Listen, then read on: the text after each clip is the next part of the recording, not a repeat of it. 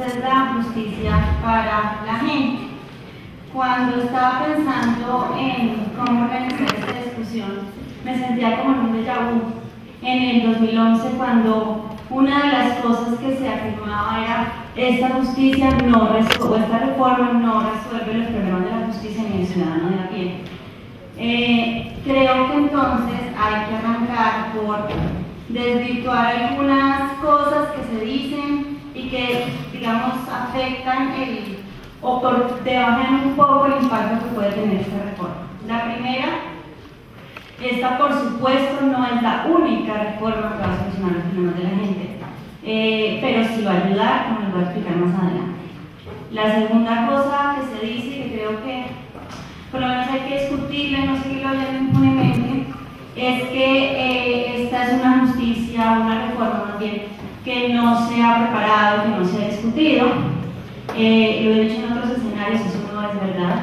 Desde el 2002 ha habido muchos debates sobre la reforma del Consejo Superior de la Judicatura. Ha habido intentos que han llegado al Congreso de esa reforma. Uno casi prospera, y pese a todo lo que tenía, porque ese proyecto tenía muchas cosas, en ese momento lo que desprestigió esa reforma no fue precisamente que quisiera reformar o eliminar, escojan el término que quieran, depende de lo que me entienda como esencial, porque pues, digamos, en las funciones del Consejo Superior de la Judicatura, ese no fue el tema, digamos, más grave del movimiento de esa reforma. La otra cosa es que modificar el Consejo Superior de la Judicatura supone una afectación a la independencia de la rama judicial. Creo que esas cosas no son verdad, podemos discutirlas con argumentos concretos. Bueno, dicho esto, entonces, ¿cómo mejora uno la justicia para la gente? Lo primero es qué es lo que quiere la gente de la justicia. Uno sabe que pues, lo primero es que quiere confiar en ella y quiere confiar en sus instituciones, y eso no está pasando ahora.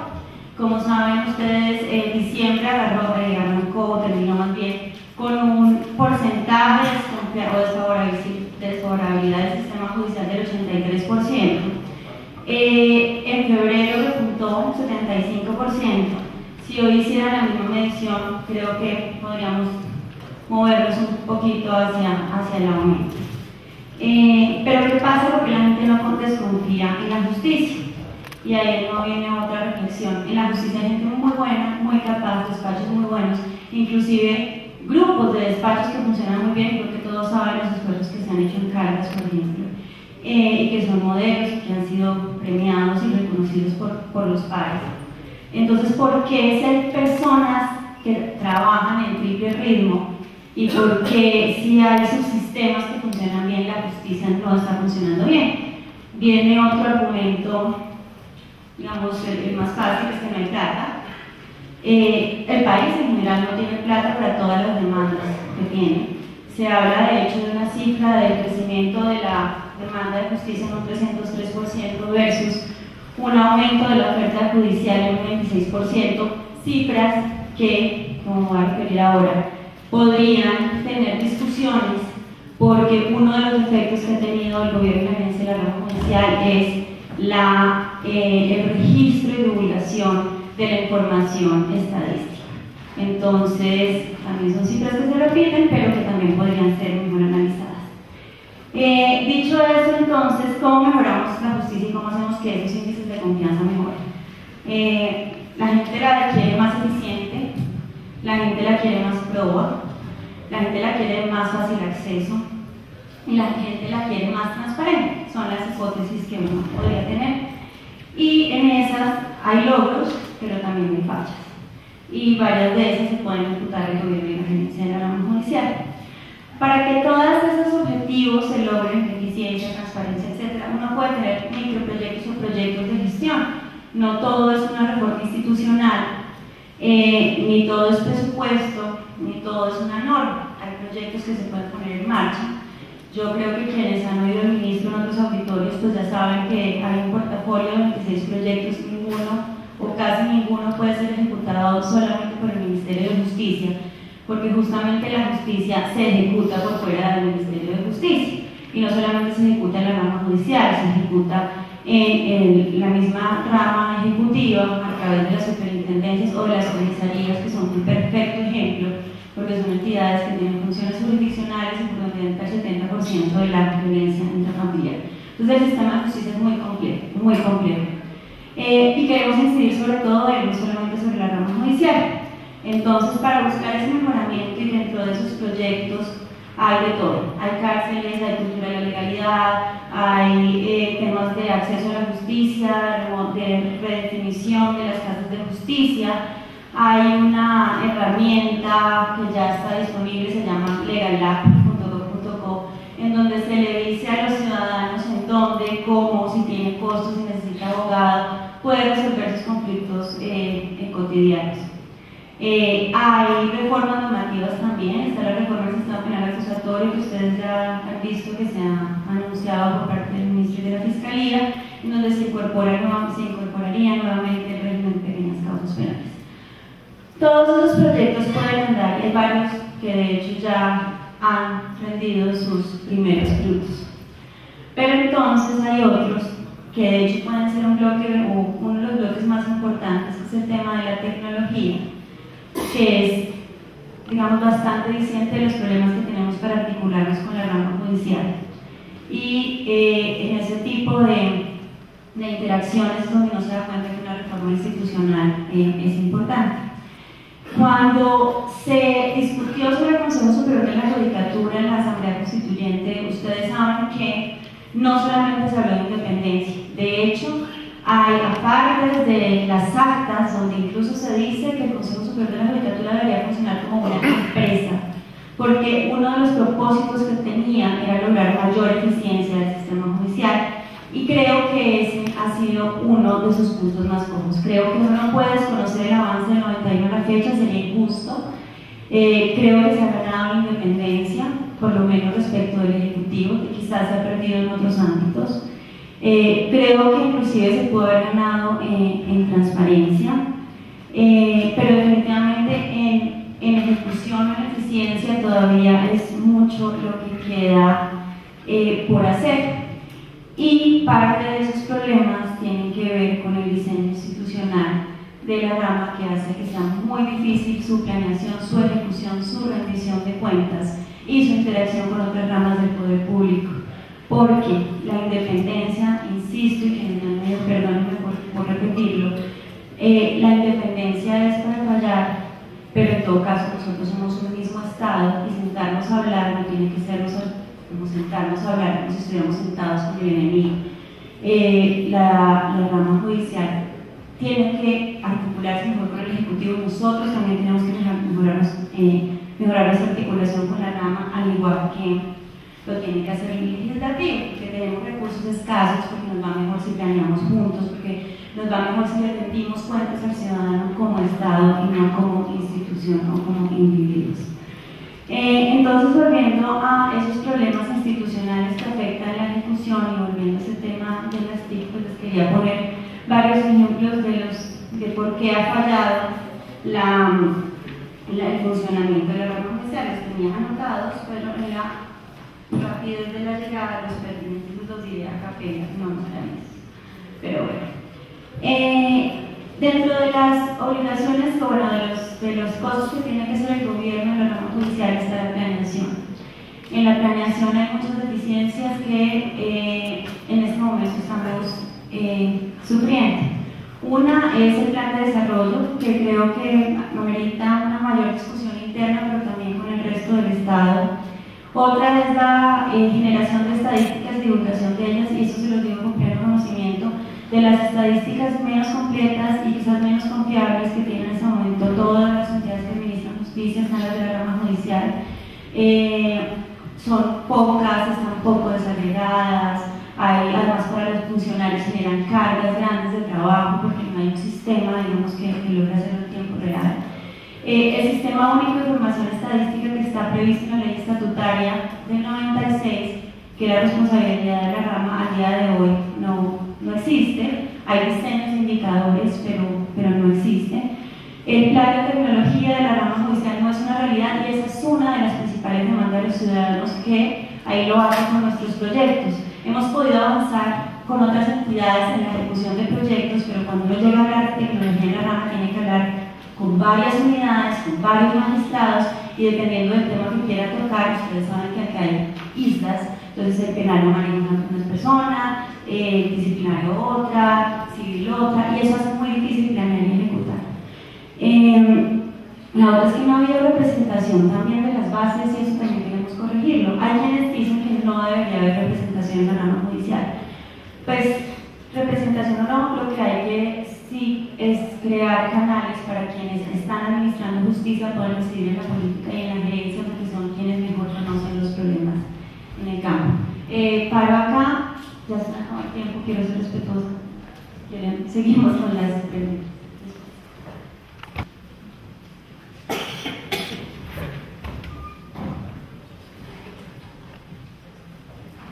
Muchas gracias.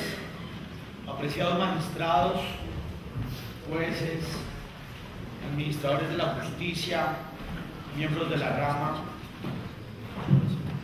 ¿Ahora sí me escuchan? Sí, señor. Apreciados magistrados, jueces, administradores de la justicia, miembros de la rama, demás asistentes, compañeros del Congreso de la República. Tradicionalmente la justicia ha sido presentada como una dama robusta, cuya mirada se encuentra cubierta por un velo. En su mano derecha sostiene una balanza y en su mano izquierda una espada de 2 filos. La balanza sopesa la veracidad de la argumentación, la venda sobre el rostro de la objetividad, y la espada de 2 filos el poder de la razón y de la justicia. En mis propias palabras, busca la eficiencia y la eficacia de la justicia. Para mi partido, el Centro Democrático, uno de los pilares importantes y fundamentales es que la justicia debe estar por encima de la política. Significa esto que debe ser un valor que todos estamos llamados a proteger. Creemos que se debe fortalecer la carrera administrativa. Creemos también que debe haber una perfecta armonía entre la academia, el litigio y los operadores judiciales. En ese sentido, es necesario promover que los mejores juristas sean los llamados a ocupar las grandes magistraturas. Creemos en el principio del diálogo armónico entre los poderes, consagrado por nuestro constituyente en el artículo 113 de la Carta Magna, que resalta la independencia real, óigase bien, real, de los poderes, pero igual la colaboración armónica para buscar los fines del Estado. En ese sentido, señores, el gobierno no debe ser el llamado a ser el vocero de la rama judicial. El semestre pasado, nuestra bancada presentó una propuesta de acto legislativo que pretendía la solución efectiva de los diferentes retos y desafíos que hoy afronta la justicia. Buscamos entonces eliminar la itinerancia excesiva en las vacancias judiciales, que el Congreso tuviese herramientas para ejercer un verdadero control político, fiscal y de política criminal, así como solucionar las crisis del sistema de juzgamiento para aforados en la rama judicial y del fiscal general de la Nación. Igualmente, se buscaba establecer la garantía institucional de la segunda instancia para todos los ciudadanos, senador. Lo anterior se sumaba a la necesidad de concentrar la jurisdicción a nuestros jueces, devolviéndoles la dignidad y la majestad de sus funciones. Lamentablemente, esta reforma no fue estudiada por el legislativo y se perdió un esfuerzo académico de investigación que nos hubiese permitido avanzar en el mejoramiento, la modernización, la eficiencia y la eficacia del sector justicia, con el viejo pretexto de que la reelección fue la causante del desequilibrio de poderes y todos los males de la justicia, el gobierno nacional, junto con la unidad nacional, terminaron aprobando en primera vuelta una enmienda de carácter constitucional que no soluciona los problemas de fondo de nuestro sistema judicial, lo cual la convierte, sin duda alguna, en una reforma light. Pero, ¿qué problemas debería solucionar esta reforma de equilibrio de poderes? En nuestro sentir, un punto central debe ser la dignificación del trabajador. Entiéndase por esto la nivelación salarial, el mejoramiento de su calidad de vida, teniendo en cuenta sus cargas laborales. Lo anterior sería posible si la rama contara con el presupuesto suficiente que le permitiera alcanzar una verdadera autonomía. Miren, mientras en países como Bolivia, Costa Rica y Brasil la inversión en justicia supera el 3%, el presupuesto general de la nación en Colombia simplemente llega al 1.4%. El presupuesto asignado para este año a la rama es de 3.3 billones de pesos.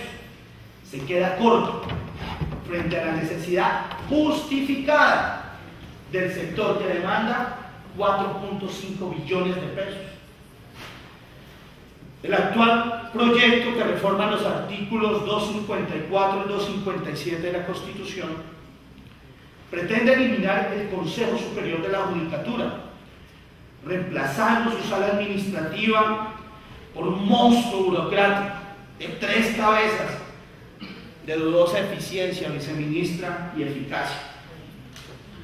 Nuestra propuesta en primera vuelta fue reemplazarlo por la Dirección Ejecutiva de la Rama Judicial, que sería una entidad autónoma que contemple, primero, una sala de gobierno incluyente y segundo, una gerencia ejecutiva. Ahora, nos preocupa esta reforma que el Tribunal de Aforados no sea consensuado y no responda a los retos que hoy tiene el país. Sin embargo, hay puntos por rescatar que deben mantenerse, como por ejemplo la posible creación del Colegio Nacional de Abogados, el concurso de méritos por oposición para la elección de magistrados de la Corte Suprema de Justicia y del Consejo de Estado, y la creación muy necesaria de un Tribunal Nacional de Garantías para todos los ciudadanos. Tengo la convicción hoy más que nunca que no solo requerimos recursos para la justicia, sino además que esos recursos tienen que ser optimizados. Por esto propuse y fue aceptada en la Comisión Primera la creación de la Comisión Accidental para la Eficiencia y la Eficacia en el sector justicia, en la cual, con el apoyo del Ejecutivo y de la rama judicial, podamos mirar las necesidades que tiene el sector justicia, y responder a cuál es la justicia que queremos y qué debemos hacer para obtenerla. Aplaudimos la decisión del gobierno de adoptar la propuesta de Oscar Iván Zuluaga en crear el Plan Nacional de Justicia en el Plan Nacional de Desarrollo. Sin embargo, nosotros en la discusión de la Comisión Primera propusimos varias mejoras al artículo 104. Buscamos que el plan decenal no sea letra muerta, sino que cuente con los estudios técnicos pertinentes, así como la participación de todos los actores en el desarrollo de la justicia, para que busque la eficiencia y la eficacia de la misma. Espero que al finalizar este conversatorio podamos recoger ideas para que trabajemos en una verdadera reforma, que, como decía el libertador haga de la justicia la reina de las virtudes republicanas y aquella que sostiene la igualdad y la libertad. Muchas gracias.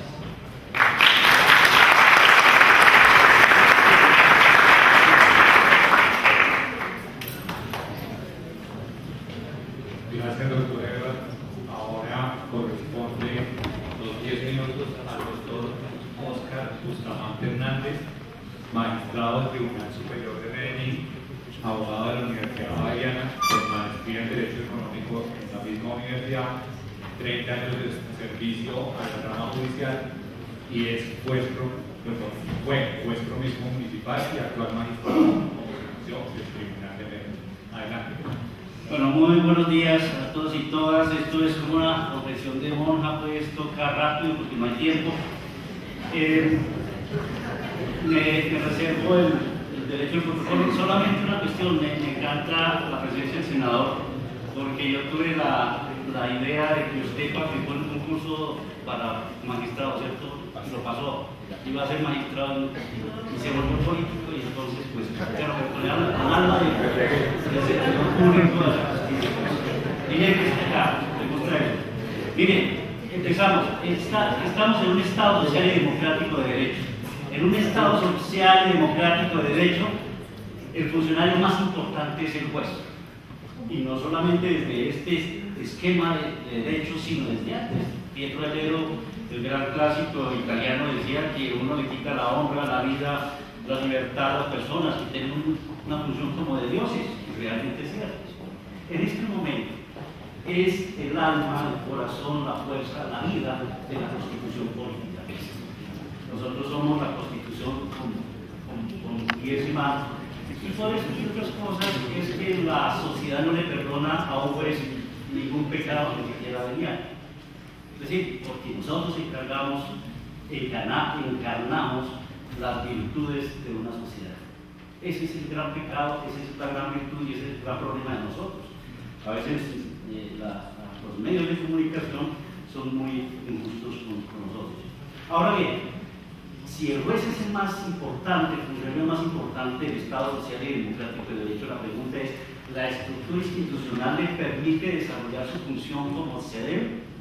Y se responde, no, ni en la Constitución del 91, porque casi que instaló los mismos sistemas institucionales anteriores, ni el proyecto que estamos estudiando. Realmente, en este momento, un profesor argentino, Sancinetti, decía, mire, es que la estructura de la judicatura en Latinoamérica es como un equipo de fútbol. Al juez le toca de ser de arquero, pero en nuestros sistemas, por todas las anarquías que hay, no solamente le toca ser de arquero, sino de mediocampista y también de tres-goles. A la rama judicial le ha tocado asumir unas responsabilidades que no le son. ¿Cuál es el gran problema de la rama judicial y de la sociedad nuestra? Eso no se ha tocado y es lo más importante, me parece, el grado de conflictividad de nuestra legislación. Nosotros expresamos violencia por los pleitos judiciales, nosotros no sabemos perder, todo lo judicializamos. Entonces la pregunta es, frente a eso, ¿qué es la causa real del problema nuestro? ¿Qué estamos haciendo? Y la respuesta es nada. Debería existir como una política de paz y de convivencia real, un principio y una decisión de Estado de que nosotros realmente hagamos vida la teoría de lo que ahora se llama la teoría del consenso, es decir, aprender a solucionar los problemas de una mejor manera. Incluso tendría que ser, y hay ciertos avances en la Constitución, pero me gustaría que fuera una situación más formal, más detallada en la misma Constitución. Miren, el problema legal con las leyes judiciales. Yo soy de la idea que la ley judicial tiene que ser concertada con las bases. La iniciativa legal de las leyes judiciales tiene que participar la judicatura. Hay un ejemplo muy especial en Estados Unidos ahora, y es el concepto de la regla de evidencia. Es un código de procedimiento penal especializado en pruebas. ¿Qué pasa? ¿Quién lo hace? El presidente de la Corte llama a los procuradores, a los fiscales, a los defensores, a todo el mundo, y ellos presentan el proyecto y el Congreso en pleno lo acepta con algunas modificaciones más de orden formal que real. Quiere decir, respeta la decisión judicial.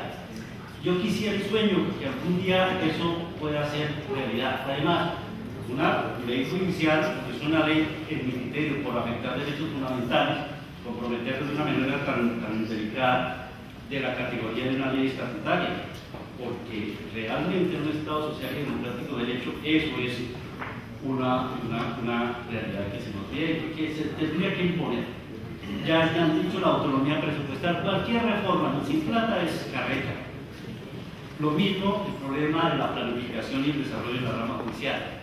Todo el proyecto tiene un problema muy complicado en ese sistema. Bueno, de las cosas rescatables del proyecto, por ejemplo, cierta despolitización de la rama judicial. Hay un problema que realmente ahí está en el tintero y es el problema de la forma como se ve el fiscal general.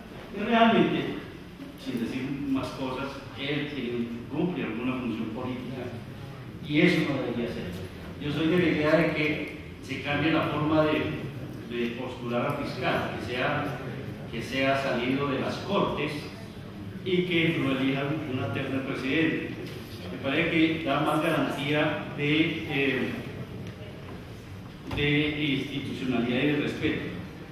Bien por el proyecto que quita la función de tutela a la entidad que cumple la función disciplinaria.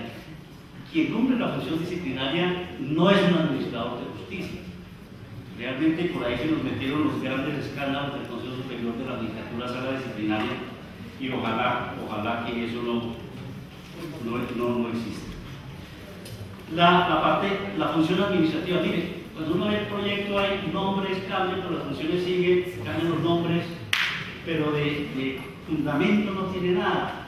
La falta de legitimación tanto del Consejo Superior de la Judicatura actual, es decir, que participen todos los que son miembros del sistema judicial. ¿Quiénes son miembros del sistema judicial? No solamente los de la rama judicial, no solamente los de la Fiscalía, también son los litigantes, también son los miembros de la academia. Ellos también tendrían que participar en la estructura administrativa de la rama judicial. Y otro pecado que tiene el Consejo Superior actual, y es su pérdida del norte de lo que hace, es el servicio al juez. El magistrado del Consejo Superior de la Corte, quien haga las veces de administrador de la rama judicial, tiene que estar al servicio del juez, pero no, se vuelven superiores y como que pierden la visión de su contexto y como que no. Además vienen los requisitos, es casi como el menos tenga experiencia judicial, como que mejor, no sé, como que mejor le va, o si la tuvo, pues la olvidó rápidamente y bueno, eso hay que mejorarlo. 4 aspectos básicos que se tienen que tratar en cualquier reforma judicial. Mire, capacitación de la rama judicial. Yo soy de la idea de que la escuela judicial tiene que ser una entidad autónoma para que pueda realizar bien su ejercicio. Lo que vemos es la limosna de finales de año, que el gobierno le regala una plática para hacer planes de capacitación cuando todo el mundo está pensando en salir a vacaciones. Eso no es capacitación.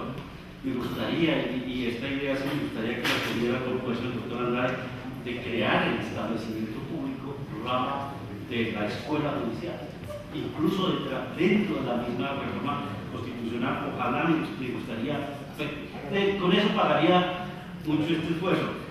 Lo mismo que una garantía real de institucionalidad real de la carrera judicial. Es que la carrera judicial es el gran aporte de la Constitución del 91 en la rama judicial. Hay que fortalecerlo, hay que darle más. Bueno, y obviamente hay 2 cosas que todavía estamos penando mucho, y es el problema de tecnología, claro.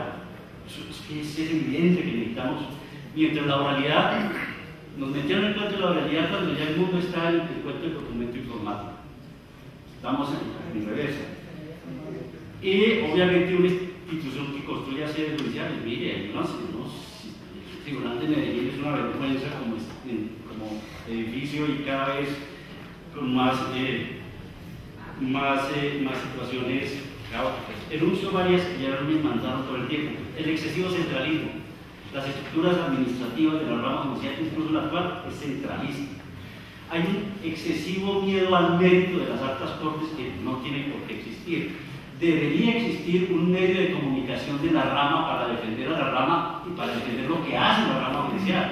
El Congreso tiene su su canal de televisión y sus medios de comunicación. Nosotros no tenemos nada. El juez ya no es solamente la boca de la ley, sino que también tiene un deber de publicidad de lo que hace. Bueno, los contralores y personal lo que interesa es que esas funciones de control se elijan por concurso de méritos. Lo ideal sería que fuera la RAF, pero cualquier idea, pero lo importante es que sea por el mérito.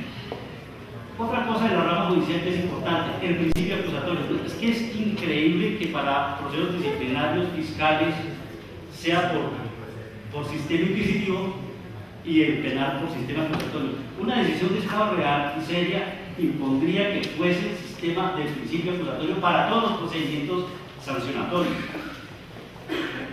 Y obviamente una de las... y hay que trabajar en esto. Mire, dos cosas últimas. El excesivo formalismo de nuestra cultura. Para todo le ponemos forma y enredamos el cuento. Y la última.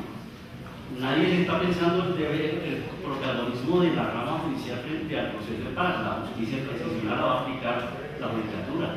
Pero nadie piensa... El presidente invitó a alguien de la rama judicial a ser parte de estas comisiones juntas. No, nunca. Él vino con esto que creo que concentra toda esta confesión de monja, pues, y es esto, mire, la dignidad del juez. Esto es de Couture, en una página muy hermosa que habla de lo que debería ser el juez. Y dice, de la dignidad del juez depende la dignidad del derecho. El derecho valdrá en un país y en un momento histórico determinado lo que valgan los jueces como hombres. El día en que los jueces tienen miedo, ningún ciudadano puede dormir tranquilo. La idea es que toda la reforma tiene que concentrarse en la función del juez como ser humano. Creo que ahí hay una falla estructural grande de esto y realmente la preocupación mía es que, vuelve, como decía aquí el parlamentario, esta una reforma light y no de fondo. Muchas gracias.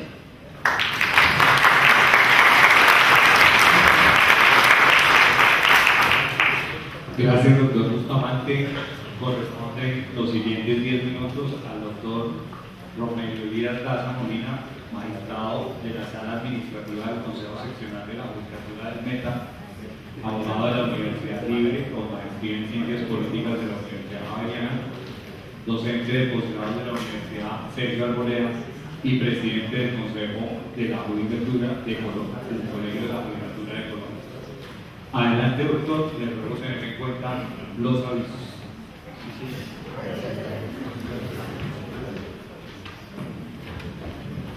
Buenos días a todos.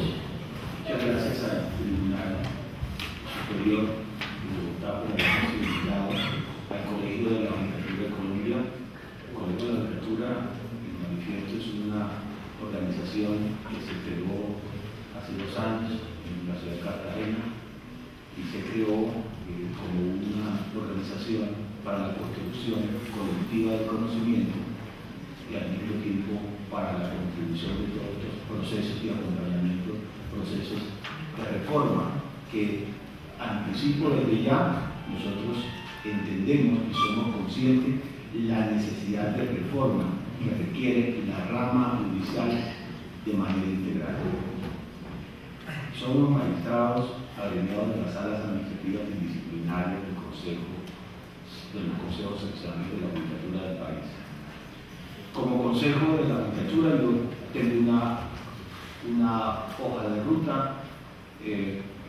para poder ser un poco más concreto frente a las percepciones nuestras en relación no solo con esta reforma que se tramita, sino con toda la historia del proceso legislativo de los últimos años que ha habido y que ustedes han conocido. La primera pregunta, anticipando que necesitamos reforma en la rama judicial, claro que sí, nosotros sabemos o por lo menos tenemos claro cuáles son. Pero frente al proyecto en concreto, para irme más a la materia, mejora la administración judicial y disciplinaria como el diseño propuesto, es la primera pregunta. Tengo que decir categóricamente que no, que esa no es la reforma que se necesita. Ese diseño, si ustedes observan, y lamenta uno porque ya observa uno que no tiene rigor científico, rigor técnico, ningún tipo de fundamentación que pueda explicarle al país del por qué la reforma. Y lo digo por lo siguiente: arrasa con los pilares constitucionales de la descentralización, autonomía y independencia. A veces se olvida de la existencia de la provincia. El proyecto cree que el problema de la justicia, ya lo he repetido, ya lo dije allá muy juiciosamente al doctor Andrade, el problema de la justicia no está en la Plaza de Bolívar. El problema de la justicia no solo está en el Palacio de Justicia de Bogotá. En las regiones apartadas tenemos y sufrimos con mayor rigor la problemática de la justicia. Por lo tanto, solamente se refiere a un órgano concentrado y centralizado, donde desconocen que Colombia es un país de regiones, que Colombia es un país que tiene más que los 10 millones, 8 millones de Bogotá. Existimos en las regiones también unos grupos, de ciudadanos que necesitamos que esa reforma llegue. ¿Esa reforma llega a las regiones? No. Ese proyecto habla de qué va a pasar con la administración regional. No. Por el contrario, lo que crea ahí son unos cubículos dependientes del SAR, del nuevo SAR de la Justicia, que es el director ejecutivo que se crea allí, el nuevo SAR de la Justicia, unos cubículos que llaman oficinas seccionales del director nacional. Y eso, sencillamente, es un mal síntoma. Lo otro es que se regresa a modelos superados. Ese modelo que se propone allí, con otro nombre, su conformación, su textura y su contextura es exactamente igual a las experiencias que han habido antes del año 91. Que está dentro de un proyecto paradójicamente de equilibrio de poderes. Nosotros creemos, por el contrario, como lo dice en el espectador hoy, el senador Augusto Trujillo Muñoz, y como lo mencionan varios columnistas, que les pido que por favor tengan en cuenta esa columna de hoy, genera por el contrario una venta de humo al país. Está creyéndose que con eso se van a ajustar las instituciones del país, y eso no es cierto.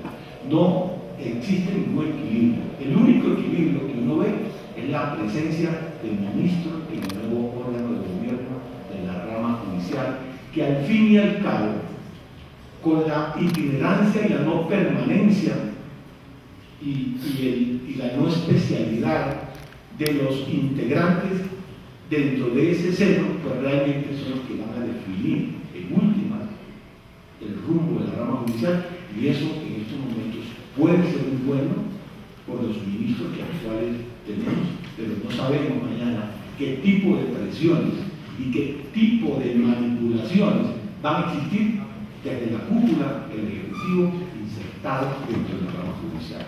Eso para nosotros es preocupante. Lo que la gente debe saber es que con la eliminación de la judicatura sustituida por un órgano, como aquí ya me precedieron y lo han advertido, con lujo de detalles, no genera un cambio. Las cosas no se van a quedar igual, sino que las cosas empeorarán. ¿Por qué empeoran?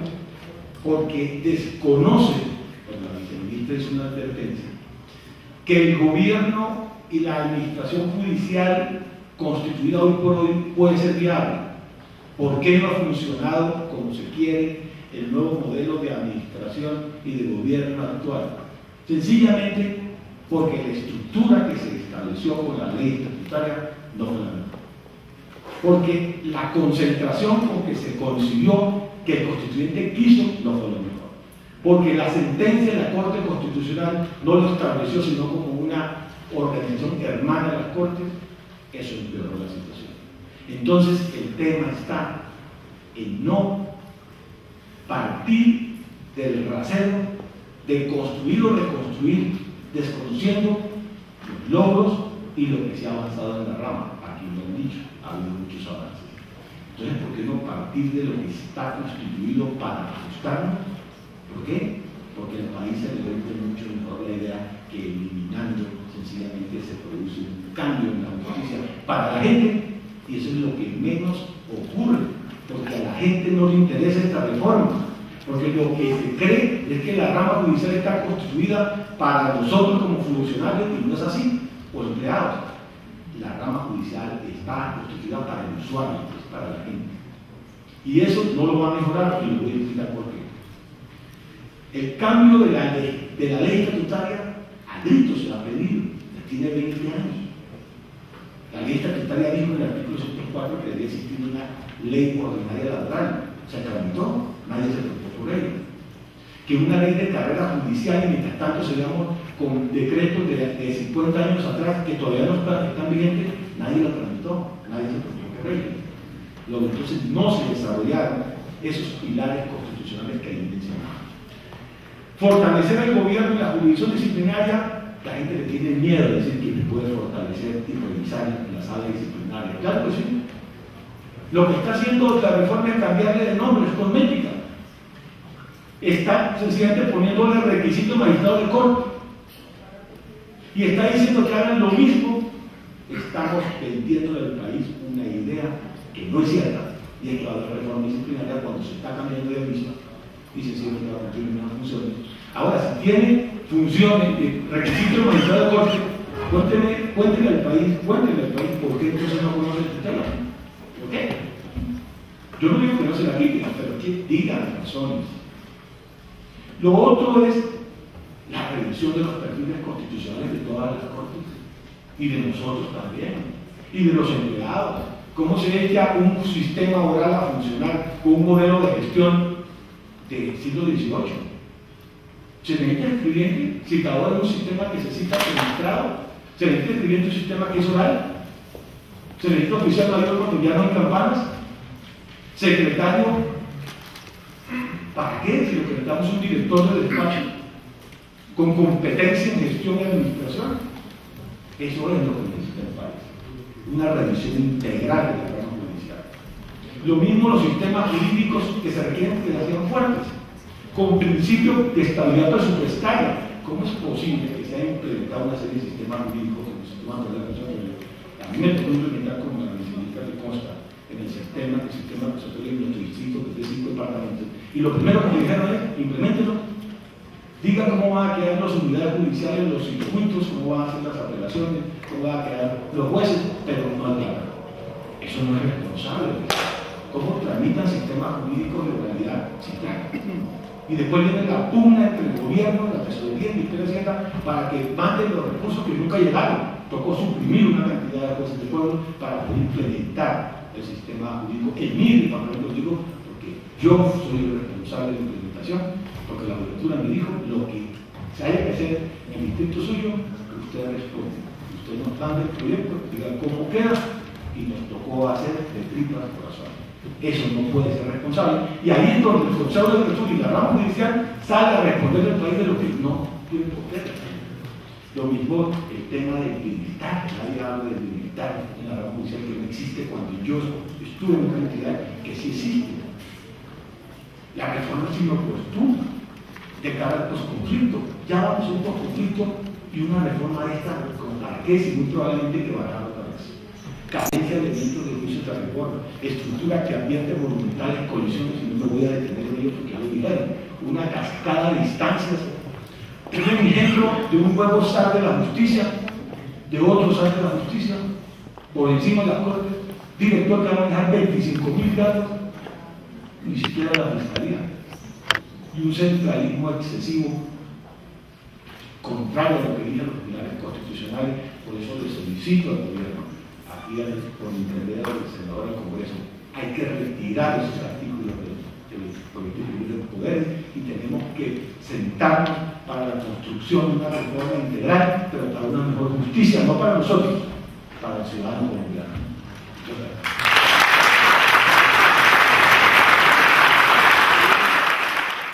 La planeación implica plata, implica interacción con otras entidades. Entonces, para el plan de desarrollo no puede seguir siendo un anexo en la plan sectorial, sino que es importante que esté el Ministerio de Justicia, porque vamos a hacer un elemento más. No es para todas las decisiones ni para todos los temas, solo para planeación, que ya ocurre en la Comisión Interinstitucional, que ustedes saben, y para el presupuesto. El tema regional también hemos discutido, doctor Daza, y en eso creo que hay varios modelos y en efecto las direcciones ejecutivas en las regiones podrían no ser suficientes, como ya lo hemos hablado, y que es una reforma cosmética. Creo que hay que ponerse de acuerdo. Esta reforma está dañando definitivamente la independencia y la autonomía, o es una reforma cosmética. Yo no creo que sea cosmética porque hay cambios en funciones y en perfiles que justamente son los que podrían aumentar la eficiencia de la rama judicial. Solamente esas precisiones para que, digamos, sobre esos puntos pues se sepa que hay algunos de acuerdo. Se rompió un poco el protocolo, pero creo que lo que acaba de decir la viceministra de dar respuesta a algunas de las inquietudes que se plantearon. Pasamos a las preguntas y quisiéramos contestarlas, que quieran contestación a todas, pero hay que hacer una escuchar a las personas que están ejerciendo como jueces empleados en la planeación y, digamos, seguimiento de las políticas de la justicia. Esos son como los pilares. Al doctor Eduardo Rodríguez, ¿cuál es la posición del Centro Democrático frente a la eliminación del Consejo Superior de la Judicatura y el nuevo Sistema Nacional de Gobierno y Administración Judicial? Lo más corto posible. Nosotros votamos en contra de este artículo porque efectivamente lo que hace es crear más burocracia y no es eficiente. Nosotros estábamos pensando en una especie de junta directiva para que fuera realmente eficiente, donde participara fuera democrática, incluyente, participaran jueces, personas de la rama, empleados de la rama, los presidentes de las tres altas cortes, pero más que eso, que buscara que esta persona eligiera a un gerente y ese gerente tuviera responsabilidad de fomentar el tema de carrera administrativa, que es donde creemos debe enfocarse el sector justicia para los jueces, pero también buscando autonomía administrativa y, como lo manifesté, recursos, porque no puede ser posible que nosotros necesitemos 4.5 billones de pesos y nos diga solamente hay 3.3, ¿le sirve o no? ¿O le va? Eso no es digno con la justicia. Pregunta para la viceministra. Si el Ministerio desde su óptica está de acuerdo con el sistema de méritos para acceder a las altas cortes y cuáles serían las modificaciones que hay que introducir a la ley estatutaria y a la Constitución política para el efecto. En principio sí, con listas, digamos que haya un concurso y que de una lista se pueda finalmente escoger en la zona de gobierno judicial a los altos magistrados, pero en principio la meritocracia la incluye como uno de los objetivos de esta reforma, que está dentro del tema de perfiles también. Y sobre reforma que requeriría eso a la ley estatutaria y a la Constitución nacional.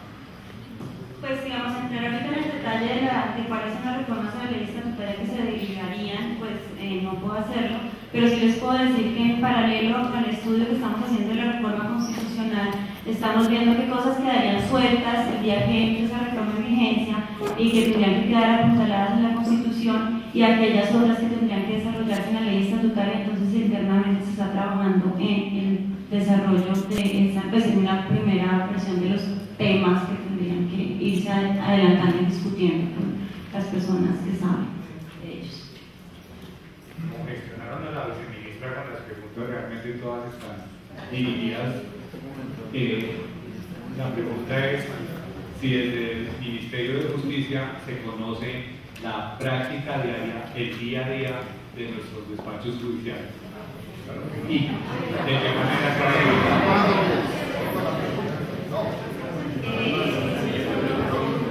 Creo que nadie conoce tanto la práctica de los despachos judiciales como un juez o como un litigante, pero sí he tenido el privilegio de interactuar en varios escenarios con jueces, magistrados y empleados, y tengo, digamos, en el ministerio hay muchas personas que tienen este mismo perfil. Bueno, el ministro fue litigante, Entonces sí tenemos, digamos, alguna idea de cómo funciona la administración de justicia, sus modelos de gestión, los problemas que tiene con siglo XXI, justicia XXI, CIEJU, los problemas que tienen en el nivel seccional con la nación, los problemas que tienen con la implementación de la oralidad. Digamos que pues no es que tengamos, sí conocemos un poco sus problemas del terreno, justamente por eso creemos que varios se podrían arreglar con una mejor gerencia para que las condiciones estén dadas, para que los despachos funcionen, para que haya una mejor distribución de cargos de descongestión, que ustedes ya saben que tienen los recursos para empezar a convertir en cargos permanentes. O sea, creo que en el Ministerio hay un equipo que conoce un poco la realidad de los jueces. Sí, que lo sepamos tanto como los que están en el lugar, ejerciendo la función. Creo que Uy, esa sí es una imprecisión muy grande. Contra la carrera judicial no se puede atentar. Ustedes saben que si las listas existen se tienen que respetar. De hecho, está ese concurso y es urgente que se termine para que cuando termine la lista de estas listas pues ya haya otras.